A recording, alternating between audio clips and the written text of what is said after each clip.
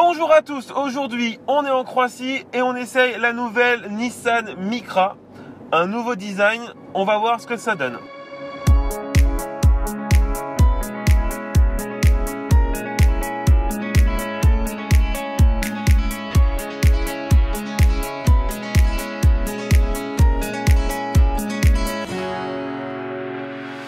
Alors cette 5e génération de Nissan Micra tranche vraiment avec les anciennes versions. On a un design vraiment très moderne. Comparé à la version précédente, c'est le jour et la nuit. Je suis plutôt fan de la face avant que je trouve vraiment dynamique, très bien dessinée.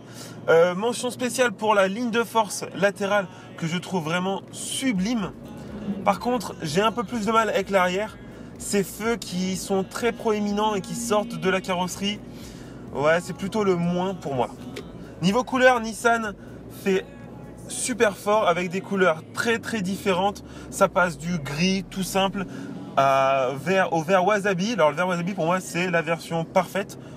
Je pense que beaucoup de personnes ne vont pas aimer, mais moi j'ai adoré cette couleur. Pour la version d'essai, on a une version grise avec plein de petits éléments orange. Ça lui donne un petit côté sportif, pas désagréable du tout. À l'intérieur, on se sent plutôt bien. Les sièges sont pas d'un confort exceptionnel, mais ils font le taf sans trop de soucis. Mention spéciale pour la finition intérieure qui est vraiment très en hausse et ça fait plaisir de voir ça.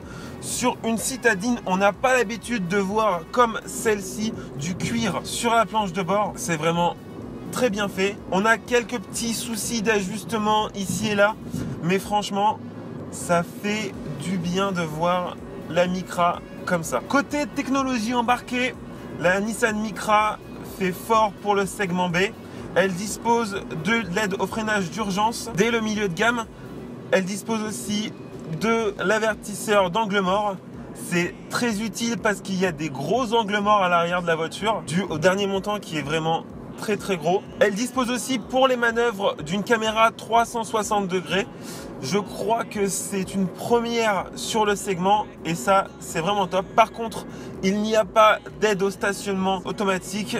Le petit truc qu'il faudrait rajouter Nissan. Sur la version haut de gamme Tecna, il y a la reconnaissance des piétons pour le freinage d'urgence. C'est vraiment très utile en ville. Il y a également la détection des panneaux de vitesse. Ça c'est toujours assez bien pour se rappeler de la vitesse à laquelle on doit rouler. Le modèle essayé aujourd'hui est le DCI 90. Alors c'est un bon moteur.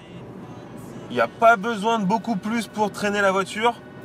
Par contre, il est plutôt bruyant. C'est un petit peu dommage, surtout que Nissan nous annonce une voiture sur laquelle ils ont fait beaucoup d'efforts au niveau de l'insonorisation.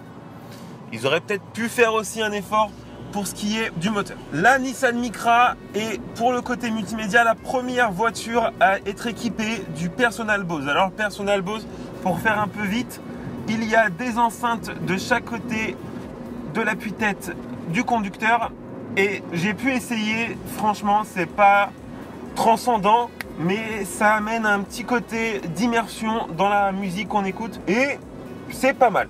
C'est pas dingue, mais c'est pas mal. Alors par contre, ce système entraîne un petit souci pour le passager et pour les passagers surtout. Dès l'instant que le système Personal Bose est activé, les passagers entendent une musique un peu moins bonne, pas tip top. Ils auraient aussi peut-être pu mettre des enceintes dans l'appui-tête passager avant. Ça aurait pu permettre aux passagers et aux conducteurs avant d'entendre la même musique. Ça aurait peut-être été un peu moins individualiste. Niveau comportement, alors là, Nissan Micra dispose d'aide à la trajectoire grâce au freinage en fait sur le côté droit, le côté gauche, l'avant ou l'arrière, ce qui permet un petit peu d'atténuer les mouvements de caisse et de permettre à la Nissan Micra d'avoir une meilleure assise dans les virages. Niveau technologie, la Nissan Micra est enfin équipée de l'assistance au franchissement de ligne. Elle va en fait faire vibrer le volant et agir un tout petit peu sur les freins d'un des deux côtés pour vous remettre bien dans votre fil. C'est pas mal. Moi je suis pas super fan de laisser faire confiance à la voiture, mais ça passe.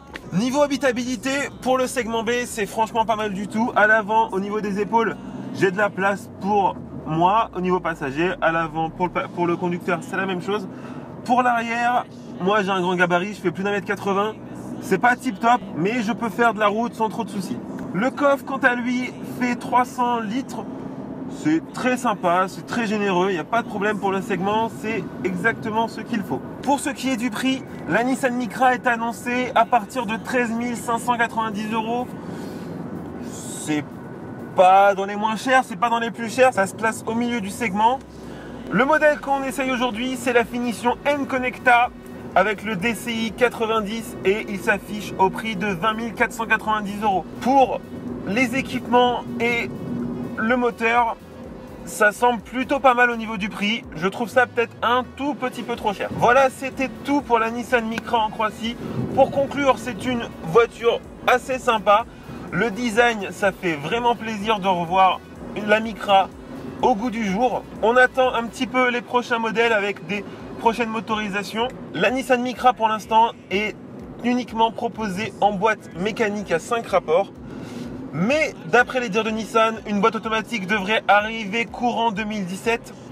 Et très sincèrement, pour moi, la boîte automatique dans une voiture citadine, c'est le combo parfait. Niveau design, je trouve que la voiture est très sportive. Il manque juste le moteur pour arriver à ça. Alors j'espère vraiment que Nissan, vous allez mettre un gros moteur dans cette voiture. On attend donc la version Nismo. S'il vous plaît Nissan, faites-nous une Micra Nismo qui a de la gueule et qui fonctionne bien. Ne nous refaites pas un Juke Nismo RS qui ne sert à rien. J'espère que cet essai vous a plu. Je vous remercie d'être resté jusqu'à la fin de cette vidéo. Je vous dis à bientôt pour de prochains essais sur Blog Automobile. Ciao!